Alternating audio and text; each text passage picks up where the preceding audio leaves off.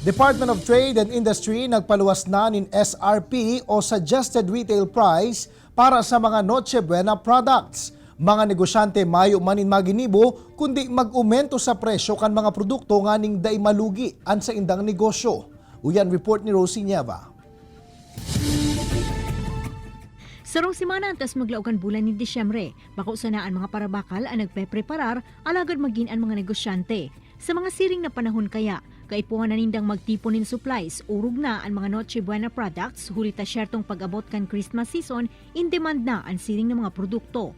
Alagad sa ngunya nadidipisilan man ang mga negosyante huli sa pagmahal kan presyo kan mga produkto gikan sa indang mga supplier. Kaya mayo man sindang magiginibo kundi magdagdag na sa naman sa presyo kan sa indang pigpapabakal ng mga produkto nganing dai malugi. Sa mga customers na maintindihan din nindo kaming mga negosyante na gabos po na produkto talaga naglangkaw. Dita po yan may iwasan, pero kung minsan po may mga product man nahababa ang presyo, yun po, dahil man kami nagpapalangkaw na sobra. Kasuod man, Nobyembre 23, 2022, formal naman na nagpaluwas din suggested retail prices para sa mga Noche Buena products ang DTI. Sigon kay Jay Ablan, Provincial Director kan DTI Camarines Sur, totoong naglangkaw ang haros gabos sa mga produkto kaya dai maninda mababasol ang mga negosyante kung magpalangkaw naman in presyo ang mga ini. So far, on the average, ang price increase sa mga nasabi ng mga Noche Buena products is between 1% to almost 12 to 15%.